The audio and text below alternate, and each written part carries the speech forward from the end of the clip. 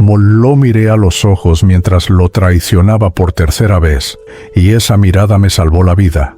El aire nocturno se sentía espeso, cargado de una tensión que no podía explicar. Mientras caminábamos hacia el huerto de Getsemaní, mis manos temblaban sin razón aparente. El maestro había estado extrañamente silencioso durante la cena. Sus palabras sobre el pan y el vino resonaban aún en mis oídos como ecos de una profecía que no lograba comprender. Simón, Simón, había dicho, usando mi nombre anterior, ese que llevaba antes de que él me llamara Pedro. Su voz tenía esa cualidad que atravesaba el alma. Satanás ha pedido zarandearlos como trigo, pero yo he rogado por ti para que tu fe no desfallezca. Había querido protestar, decirle que mi fe era inquebrantable, que daría mi vida por él. Las palabras salieron de mi boca con la fuerza de quien cree conocer su propio corazón. Maestro, estoy dispuesto a ir contigo tanto a la cárcel como a la muerte. Pero sus ojos, había algo en sus ojos que me hizo estremecer, una tristeza profunda, como si ya supiera algo que yo no podía ver. Pedro, me dijo suavemente, te aseguro que antes de que el gallo cante hoy, 3 veces negarás que me conoces. ¿Imposible? Yo, que había dejado mis redes, mi barca, toda mi vida anterior por seguirlo. Yo, que había proclamado que Él era el Cristo, el Hijo del Dios viviente. Yo, que había visto caminar sobre las aguas, multiplicar los panes, resucitar a los muertos. ¿Cómo podría negarle? El huerto estaba sumido en una quietud sobrenatural. Los olivos antiguos se alzaban como centinelas silenciosos, sus ramas retorcidas proyectando sombras fantasmagóricas bajo la luz de la luna. El maestro se apartó de nosotros, apenas unos metros, pero la distancia se sentía abismal. Lo vi caer de rodillas, su figura encorvada bajo un peso invisible. «Padre», su voz llegaba quebrada por el viento nocturno. «Si es posible, que pase de mí esta copa». Había una agonía en su oración que nunca había escuchado antes. Gotas de sudor caían de su frente como sangre, empapando la tierra seca. Santiago, Juan y yo intentábamos mantener los ojos abiertos, pero el sueño nos vencía una y otra vez. Era como si una fuerza extraña nos aplastara, como si el mismo aire conspirara contra nosotros. Recordaba las palabras del centurión Cornelio, a quien habíamos visto hace meses. Era un hombre rudo, curtido en batallas, pero cuando el maestro sanó a su siervo paralítico, había llorado como un niño. «Juan, Señor», había dicho, «no soy digno de que entres bajo mi techo, pero di una sola palabra y mi siervo sanará». La fe de aquel romano gentil había asombrado incluso al maestro. Ahora, en esta noche oscura, me preguntaba si mi propia fe era tan firme como la de ese soldado extranjero. No pudieron velar conmigo ni una hora. La voz del maestro me despertó sobresaltado. Había dolor en sus palabras, pero también una comprensión infinita. Me sentí pequeño, inútil. En el momento en que más me necesitaba, yo había dormido. Los pasos se acercaban, antorchas brillaban entre los árboles como ojos malignos, el estrépito de armaduras y el murmullo de voces hostiles llenaban la noche. Mi corazón se aceleró. Instintivamente, mi mano buscó la espada que llevaba oculta bajo el manto. Judas apareció primero, su rostro una máscara de determinación forzada. Detrás de él venía una turba, soldados del templo, sirvientes del sumo sacerdote, algunos fariseos que reconocí de las sinagogas donde el maestro había enseñado. Portaban antorchas, palos, espadas, como si vinieran a capturar a un bandido peligroso, no al hombre que había devuelto la vista a Bartimeo el ciego en Jericó. «Rabí», murmuró Judas, y se acercó al maestro con esa sonrisa que ahora se me antojaba siniestra. El beso que le dio sonó como una sentencia de muerte. En ese momento entendí que todo había cambiado para siempre. La violencia estalló de repente. Los soldados se abalanzaron sobre Jesús. Vi sus manos rudas agarrando al hombre que había tocado con ternura a los leprosos, que había abrazado a los niños, que había lavado nuestros pies apenas unas horas antes. La furia se apoderó de mí. Desenvainé mi espada sin pensar. El acero brilló bajo la luz de las antorchas.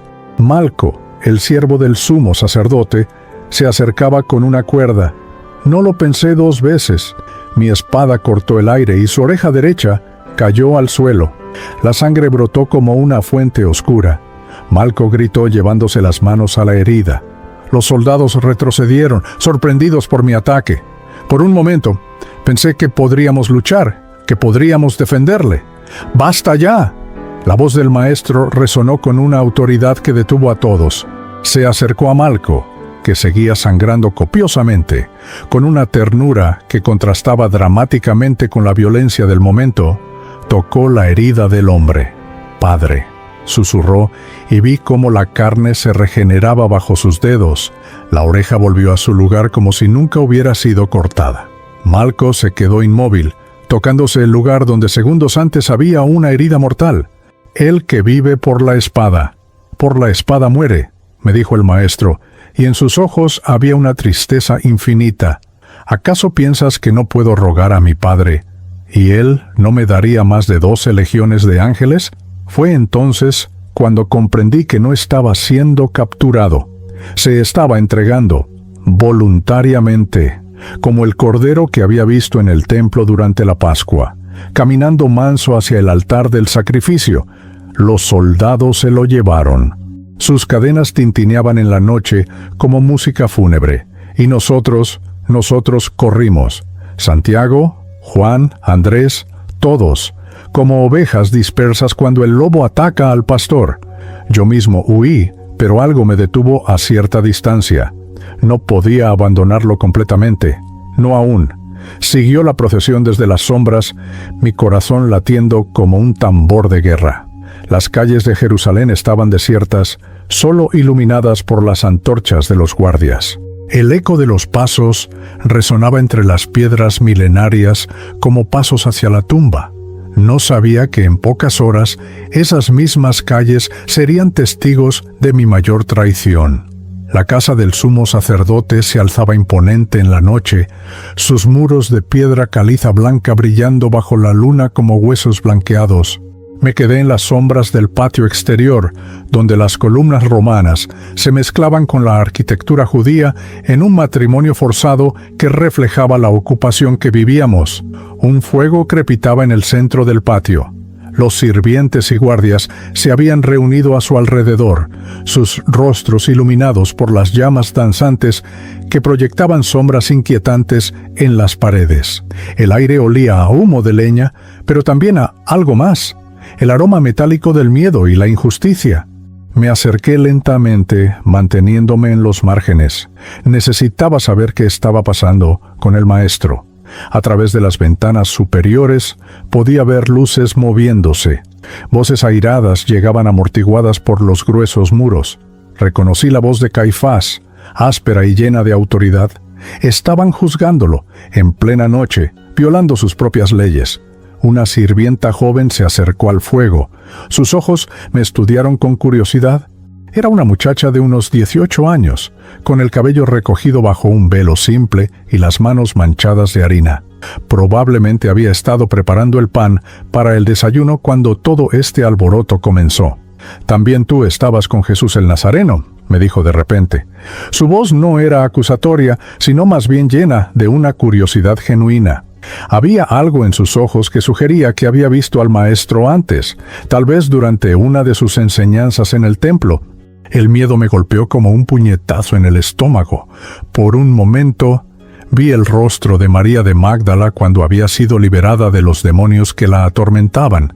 Había sido en una casa similar a esta, donde los fariseos la habían llevado para apedrearla. El maestro había escrito algo en la tierra con su dedo, y uno por uno, sus acusadores se habían marchado. «El que esté libre de pecado, que tire la primera piedra», había dicho, y ella había quedado libre, transformada, nueva. Pero ahora, en este momento de terror, no pude encontrar esa valentía. Las palabras salieron de mi boca antes de que pudiera detenerlas. «Mujer, no sé de qué hablas». La mentira se sintió como veneno en mi lengua. La muchacha me miró confundida. Luego se encogió de hombros y se alejó. pero había planteado una semilla de sospecha entre los otros. Podía sentir sus ojos sobre mí, evaluándome, juzgándome. Pasó una hora. Las voces desde el interior se habían vuelto más violentas. A través de una ventana abierta, pude ver sombras moviéndose violentamente. Alguien estaba siendo golpeado. Mi corazón se desgarró, pensando que podría ser el maestro, el mismo que había sanado al paralítico junto al estanque de Betesda, que había devuelto la capacidad de caminar a un hombre que había estado postrado durante 38 años. ¿No eres tú uno de los discípulos de ese hombre? Esta vez fue un soldado quien habló, un hombre corpulento, con una cicatriz que le cruzaba la mejilla izquierda. Sus ojos eran pequeños y crueles, del tipo que disfrutaba el sufrimiento ajeno. Llevaba el uniforme de los guardias del templo, pero había algo en él que sugería una historia más oscura. El pánico me inundó nuevamente. Pensé en Mateo, el recaudador de impuestos a quien el maestro había llamado desde su puesto de aduanas. Había sido despreciado por todos, considerado un traidor por colaborar con Roma. Pero cuando Jesús le dijo, «Sígueme», había dejado todo inmediatamente. Su transformación había sido total. De alguien que robaba a su propio pueblo, se había convertido en uno de los más devotos seguidores del Maestro. ¿Dónde estaba ahora esa valentía que había visto en Mateo? ¿Dónde estaba mi propia convicción? «No soy», respondí, mi voz temblando ligeramente. «No lo conozco». La segunda negación se sintió como una puñalada en mi propio corazón. El soldado me estudió durante un momento largo e incómodo. Luego asintió y siguió con su conversación con los otros guardias. Me alejé del fuego, buscando una esquina más oscura del patio. Las piedras bajo mis pies parecían acusarme con cada paso. Recordé las palabras del maestro sobre el joven rico que había venido preguntando sobre la vida eterna. «Vende todo lo que tienes y dalo a los pobres», le había dicho.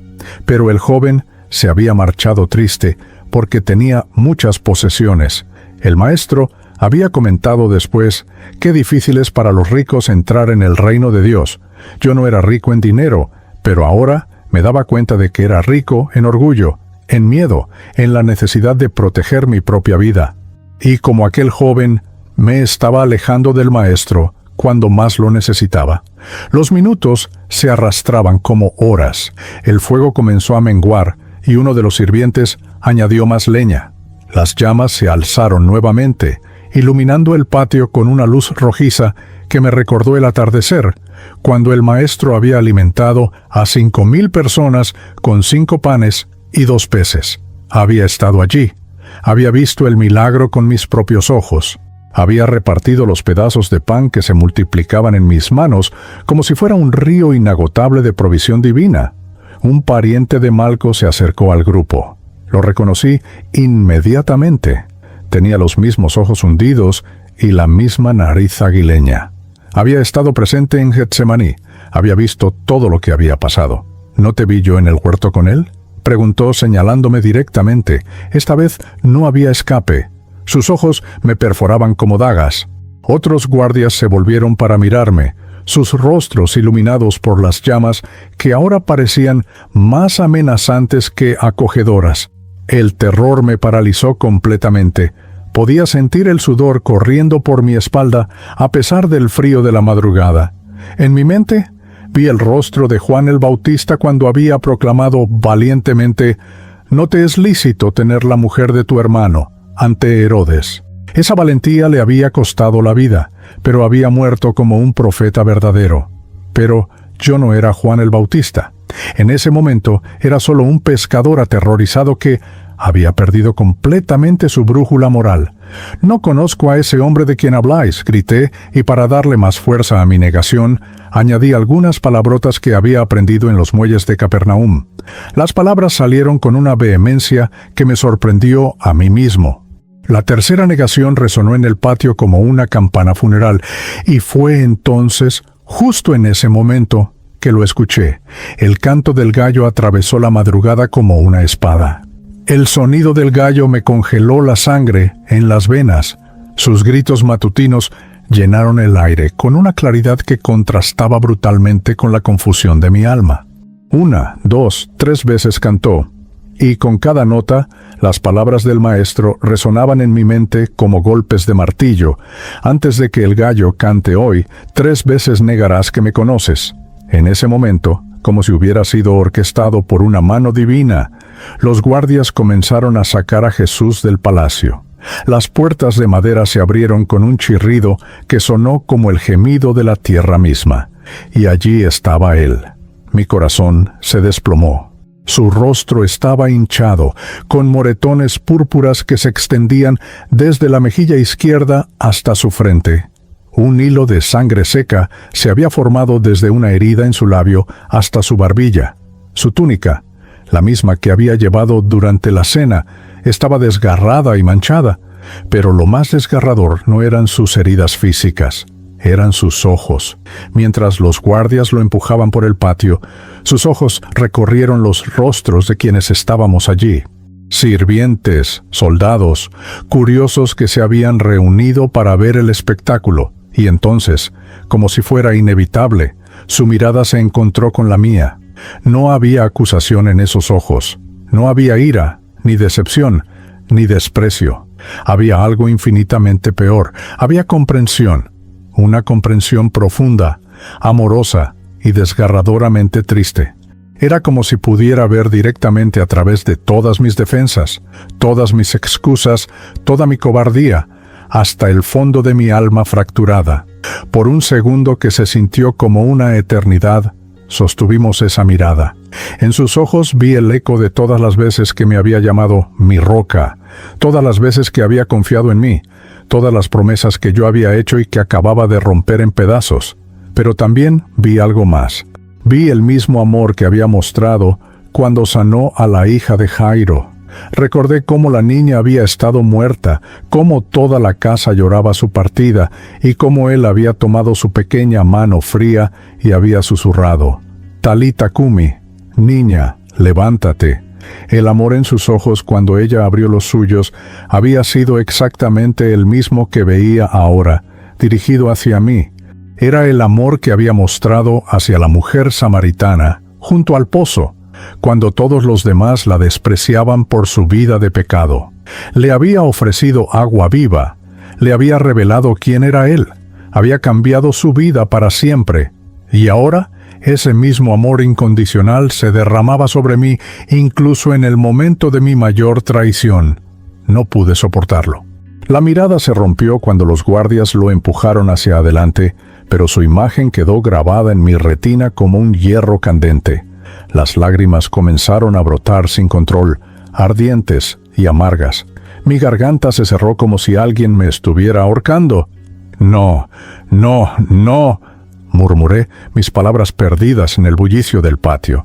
Los guardias se alejaron, llevándose al maestro hacia el pretorio de Pilatos. Sus cadenas tintineaban con cada paso, un sonido metálico que se mezclaba con el amanecer que comenzaba a teñir el cielo de rosa pálido. La vida continuaba, indiferente a la tragedia que acababa de presenciar. Pero yo no podía moverme. Estaba clavado al lugar por el peso de lo que acababa de hacer.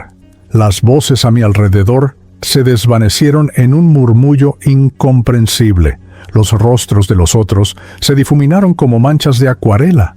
Solo existía la imagen de sus ojos, esa mirada que me había atravesado como una flecha de luz.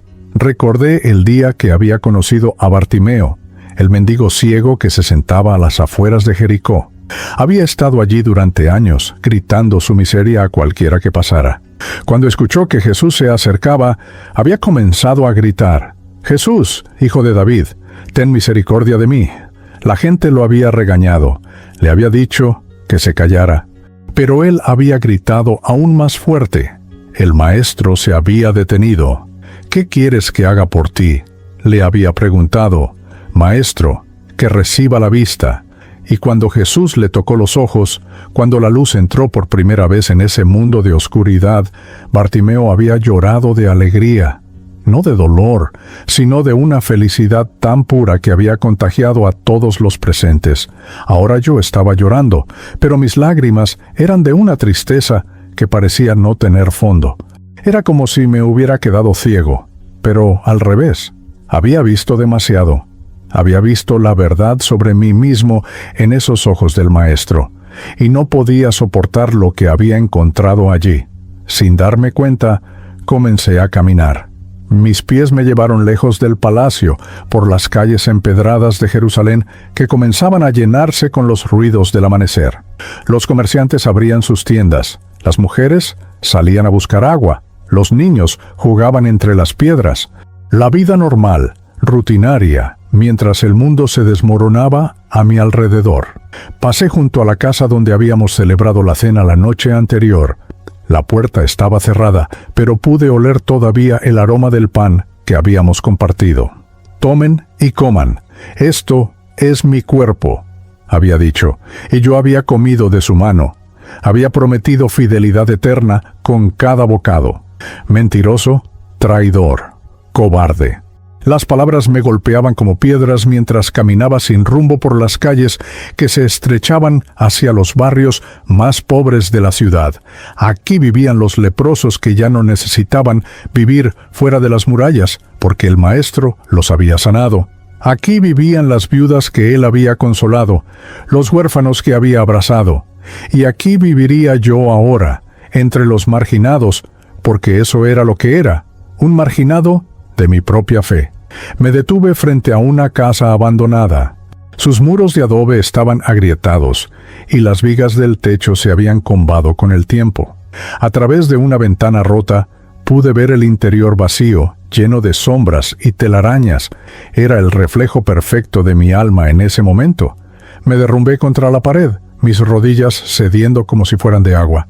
Las lágrimas caían sobre mis manos temblorosas, mezclándose con la tierra que se había acumulado en mis palmas. Todo mi cuerpo temblaba con sollozos que parecían venir desde lo más profundo de mi ser. Le fallé, le fallé.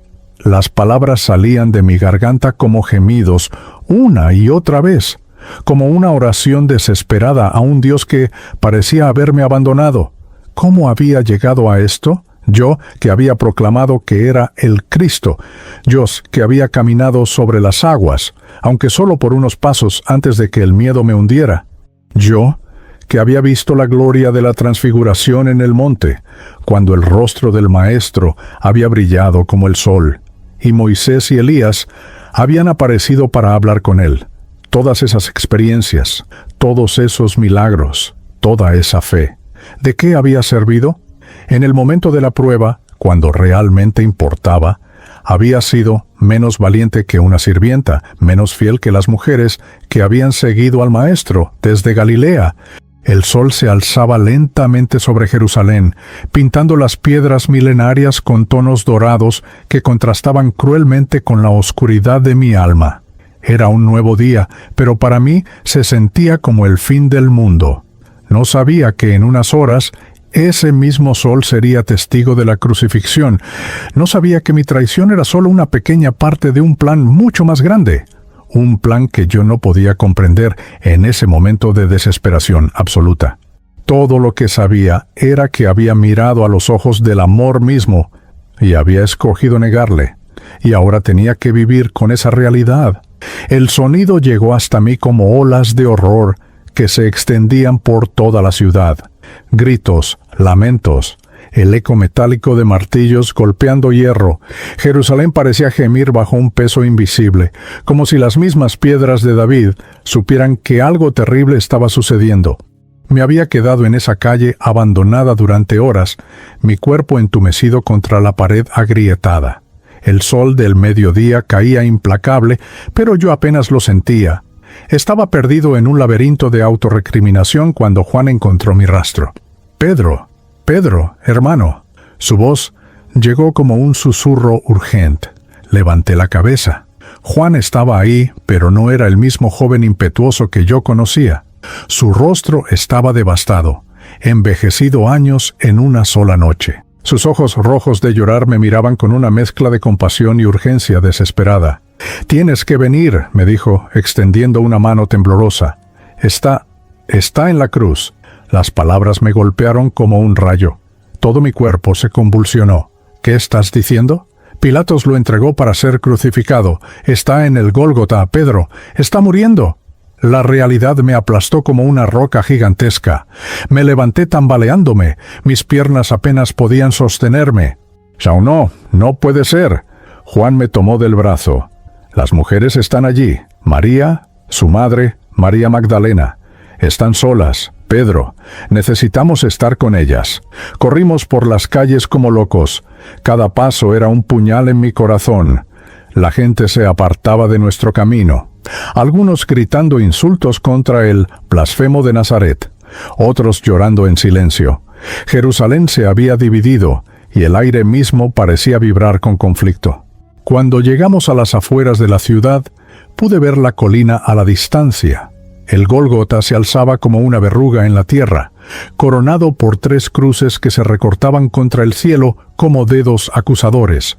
Incluso desde lejos pude distinguir la figura central.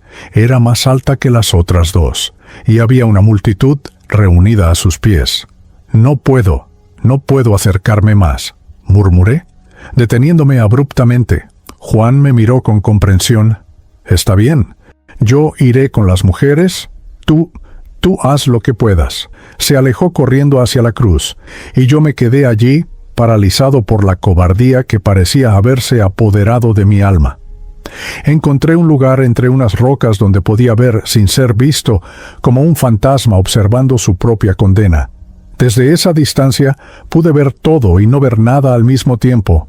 Vi su cuerpo colgando de esos maderos malditos, pero mi mente se negaba a procesar la realidad.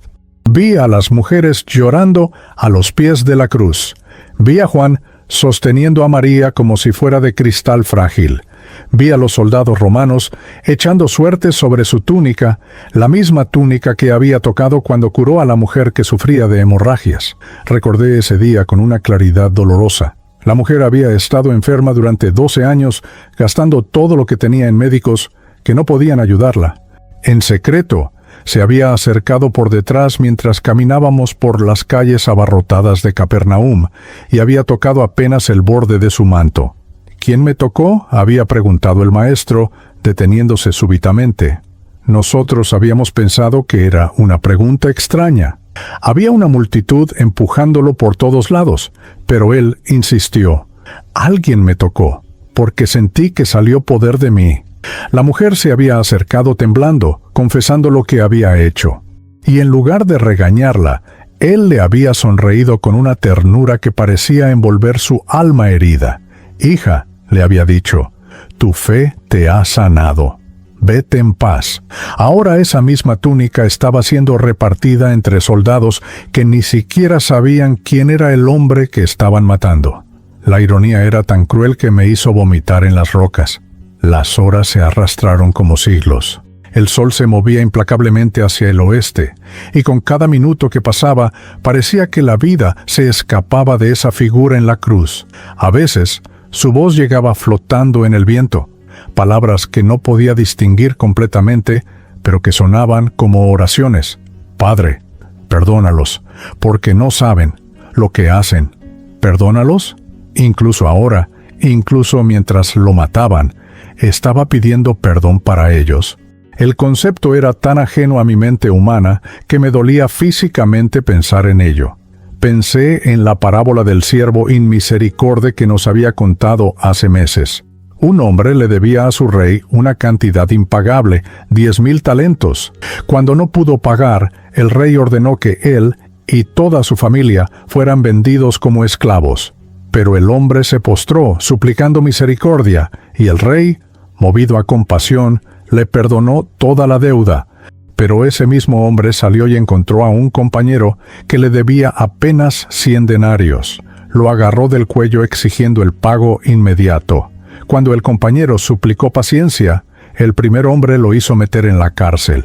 ¿No debías tú también tener misericordia de tu compañero, como yo tuve misericordia de ti? Había sido la conclusión del rey cuando se enteró. Ahora entendía. El maestro estaba viviendo esa parábola en su propia carne. Había venido a perdonar las deudas impagables de toda la humanidad, e incluso en su agonía seguía ofreciendo perdón. Pero yo no podía ni perdonarme a mí mismo. El cielo comenzó a oscurecerse. No eran nubes normales, sino algo sobrenatural que se extendía como una manta de luto sobre toda la tierra. A mediodía parecía de noche. Los pájaros dejaron de cantar. Un silencio inquietante se asentó sobre el Gólgota, roto solo por los gemidos de agonía. Y entonces, cuando la oscuridad era más densa, escuché su voz por última vez. No eran palabras en arameo, sino algo más primitivo, más desgarrador. Elí, Elí, lama sabactani. Dios mío, ¿por qué me has abandonado? El grito atravesó mi alma como una lanza. En ese momento comprendí algo que me aterrorizó. Él estaba experimentando exactamente lo que yo había sentido durante toda la noche: el abandono, la soledad, la sensación de estar completamente separado del amor de Dios, pero Él lo estaba haciendo voluntariamente, por mí, por todos nosotros. La tierra comenzó a temblar, las rocas se partían con sonidos como truenos. A lo lejos pude escuchar gritos desde el templo. Más tarde sabría que el velo que separaba el lugar santísimo se había rasgado de arriba abajo, pero en ese momento solo sabía que el mundo mismo estaba siendo desgarrado. Padre, en tus manos encomiendo mi espíritu. Y con esas palabras vi cómo su cabeza se inclinaba hacia adelante. El cuerpo que había caminado sobre las aguas, que había abrazado a los niños, que había partido el pan para miles, se quedó inmóvil. El silencio que siguió fue más ensordecedor que cualquier grito. Era como si toda la creación hubiera contenido el aliento, esperando ver qué pasaría después. Pero no pasó nada, solo silencio, solo muerte. Solo el fin de todo lo que había creído sobre Dios, sobre el amor, sobre el sentido de la vida. Desde mi escondite entre las rocas, lloré hasta que no me quedaron más lágrimas. Lloré por Él, por mí, por todos nosotros que habíamos perdido la única luz verdadera que habíamos conocido. No sabía que en 3 días, esas mismas rocas que ahora me escondían serían testigos del milagro más grande de todos los tiempos. 3 días. 3 días que se sintieron como 3 años, como 3 siglos de oscuridad absoluta. Me había escondido en la casa de Marcos, donde nos reuníamos los 11 que quedábamos. Judas ya no estaba. Su traición había terminado con su propia muerte, colgándose de un árbol como si el peso de la culpa hubiera sido literalmente insoportable. ¿Era yo tan diferente de él? Los dos habíamos traicionado al Maestro. La única diferencia era que él había recibido monedas por ello, mientras que yo lo había hecho gratis, por pura cobardía.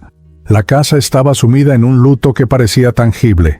Tomás miraba fijamente la pared como si pudiera encontrar respuestas en las piedras antiguas. Felipe sollozaba en silencio, sus hombros temblando con cada respiración. Santiago y Juan, los hijos del trueno, parecían rayos que hubieran perdido su luz. Andrés, mi propio hermano, apenas me dirigía la palabra. No lo culpaba. Las mujeres iban y venían como espíritus, preparando el cuerpo del Maestro para un entierro apropiado. José de Arimatea había donado su propio sepulcro nuevo, tallado en la roca. Nicodemo había traído especias costosas, mirra y áloe, como para un rey. Pero todo se había hecho apresuradamente por la llegada del sábado. «Iremos al sepulcro en cuanto pase el sábado», había dicho María Magdalena, con una voz que sonaba hueca, como un eco de sí misma. Sus ojos, que antes brillaban con la alegría de quien había sido liberada de 7 demonios, ahora parecían pozos de dolor infinito. María de Betania asentía en silencio. Recordé cómo había ungido los pies del Maestro con perfume costoso, secándolos con sus cabellos. Judas había protestado por el desperdicio, pero Jesús había dicho: «Déjala, para el día de mi sepultura ha guardado esto». Ahora entendíamos que él ya sabía lo que iba a pasar. El sábado se arrastró como una eternidad. No podíamos trabajar. No podíamos hacer nada excepto sentarnos con nuestro dolor. Algunos intentaron leer las Escrituras, buscando algún sentido en todo lo que había pasado, pero las palabras se difuminaban ante nuestros ojos llorosos. Yo no podía leer nada. Cada vez que cerraba los ojos, Veía su mirada en el patio de Caifás. Esos ojos que me habían conocido completamente y me habían amado a pesar de todo.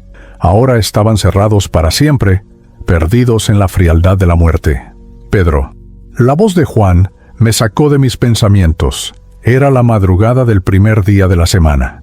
Las mujeres ya se han ido al sepulcro. Me levanté lentamente.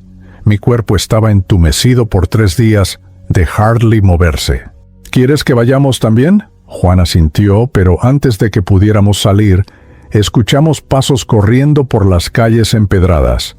Era María Magdalena, su velo ondeando detrás de ella como si fuera una bandera desesperada. ¡Pedro! ¡Juan!, gritó incluso antes de llegar a la puerta. «Se han llevado el cuerpo del Señor. No sabemos dónde lo han puesto». Sus palabras me golpearon como martillazos. No contentos con matarlo, ahora habían profanado su descanso. La furia y la desesperación se mezclaron en mi pecho como una tormenta.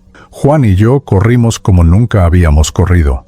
Él era más joven, más rápido, y me dejó atrás en las calles serpenteantes que llevaban al jardín donde estaba el sepulcro. Mis pulmones ardían, mis piernas temblaban, pero seguí corriendo como si mi vida dependiera de ello. Cuando llegué al sepulcro, Juan ya estaba allí, pero no había entrado. Se había quedado en la entrada, mirando hacia adentro con una expresión que no podía descifrar. Era como si hubiera visto un fantasma. «¿Qué pasa?», Javi, luchando por recuperar el aliento. Juan señaló hacia adentro sin decir palabra. Me asomé al interior del sepulcro. Mis ojos tardaron un momento en ajustarse a la penumbra, pero cuando lo hicieron, vi algo que hizo que mi mente se detuviera por completo. El cuerpo no estaba, pero tampoco parecía que hubiera sido robado. Los lienzos estaban allí, perfectamente doblados, como si el cuerpo simplemente hubiera desaparecido de dentro de ellos. El sudario que había cubierto su cabeza estaba en un lugar aparte, enrollado con cuidado. No era el desorden que dejaría un ladrón, era otra cosa. Juan entró primero, moviéndose como en trance. Yo lo seguí, mi corazón latiendo tan fuerte que pensé que se saldría de mi pecho. Toqué los lienzos con manos temblorosas. Estaban fríos, pero había algo en la manera en que estaban dispuestos que me hizo pensar en las palabras del Maestro sobre Lázaro. «Desátenlo y déjenlo ir, Juan», susurré. «¿Qué crees que...?» Pero Juan estaba en el suelo, arrodillado, su rostro iluminado por una comprensión que yo aún no podía alcanzar. «Creo», murmuró, «creo que ha resucitado». Las palabras sonaron imposibles, pero algo en la manera en que las dijo hizo que mi corazón saltara. ¿Era posible? ¿Realmente era posible que...? Salimos del sepulcro en silencio, nuestras mentes luchando por procesar lo que habíamos visto. María Magdalena había regresado y lloraba afuera del sepulcro, como si su corazón fuera a romperse en pedazos.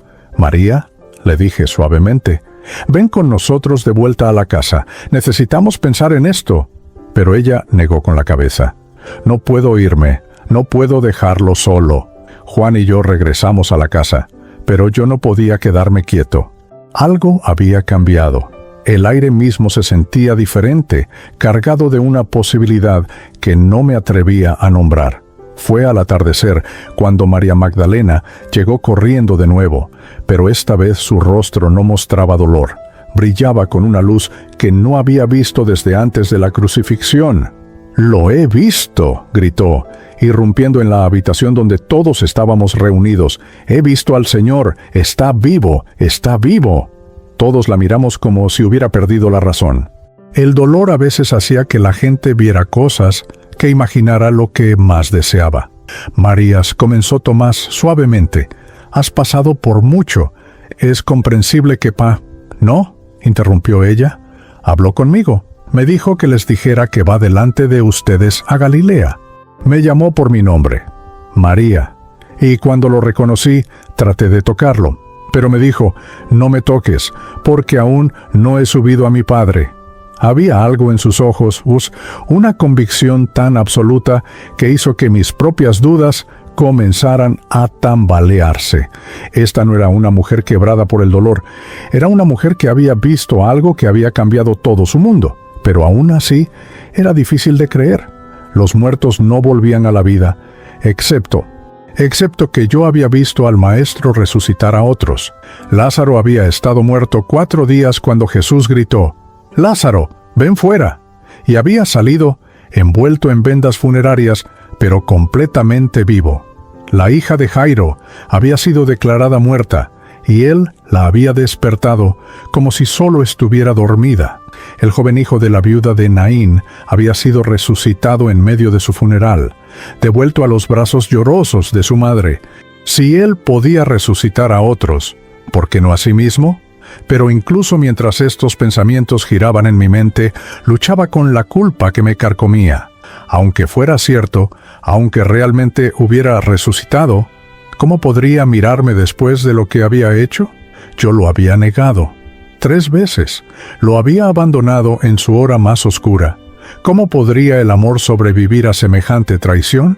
No sabía que en pocas horas esa pregunta sería respondida de una manera que cambiaría no solo mi comprensión del perdón, sino toda mi comprensión de quién era Dios realmente. La luz comenzaba a filtrarse por las ventanas cuando alguien tocó suavemente a la puerta. Todos nos tensamos. ¿Eran los guardias del templo? ¿Soldados romanos venidos a arrestarnos? Pero la voz que llegó desde el otro lado de la puerta era familiar, imposible, pero familiar. «Ubihip, paz a ustedes». Mi corazón se detuvo. Conocía esa voz. La había escuchado calmar tormentas. Había escuchado enseñar a las multitudes. Había escuchado susurrar perdón a los pecadores. La puerta se abrió lentamente, y allí estaba él. No era un fantasma. No era una aparición. Era Jesús, pero glorificado, radiante, más real de lo que había sido nunca. Las heridas en sus manos y pies eran visibles, pero de alguna manera hermosas, como recordatorios de un amor que había vencido a la muerte misma. «Paz a ustedes», repitió, y su mirada recorrió la habitación hasta encontrar la mía. Esta vez no aparté la vista. Esta vez, en esos ojos que había visto por última vez en el patio de Caifás, no vi solo comprensión y amor. Vi algo más. Vi perdón. Perdón completo, absoluto, incomprensible para mi mente humana. «Apoy, Simón», me dijo, usando una vez más mi nombre anterior. «Mi roca, ¿me amas?» La pregunta me atravesó como una espada de luz. Después de todo lo que había hecho, después de todas mis negaciones, me estaba preguntando si lo amaba. «Sí, Señor», susurré, las lágrimas corriendo libremente por mis mejillas. «Tú sabes que te amo. Apacienta mis corderos», me dijo con esa sonrisa que había añorado durante 3 días que parecían 3 años, y en ese momento supe que todo había cambiado. La muerte había sido vencida, el perdón era real, y yo, Pedro el negador, Pedro el cobarde, Pedro el fracasado, había sido no solo perdonado, sino restaurado. No era solo una segunda oportunidad, era una nueva vida, una nueva creación, el amanecer después de la noche más larga de la historia. Y mientras la luz de la resurrección llenaba esa habitación, supe que nada volvería a ser igual. El mundo había sido transformado para siempre, y yo también. En los momentos más oscuros de nuestra fe, cuando nos sentimos más alejados de Dios, cuando hemos fallado de maneras que nos parecen imperdonables, ahí es precisamente donde la gracia se vuelve más real. La mirada de Jesús en el patio de Caifás no fue de condenación, sino de amor. Un amor que conocía mi fracaso antes de que sucediera. Un amor que había contado el costo y había decidido que yo valía la pena. La resurrección no es solo una doctrina, es la respuesta de Dios a cada traición, cada negación, cada momento en que hemos escogido el miedo sobre la fe. Es la promesa de que no hay falla tan grande que el amor de Dios no pueda redimir. No hay noche tan oscura que su luz no pueda penetrar. Yo soy Pedro, la roca que se quebró, pero que fue restaurada más fuerte que antes. Y si Él pudo hacer eso conmigo, puede hacerlo contigo. Porque su amor no es solo más fuerte que nuestros pecados, es más fuerte que la muerte misma.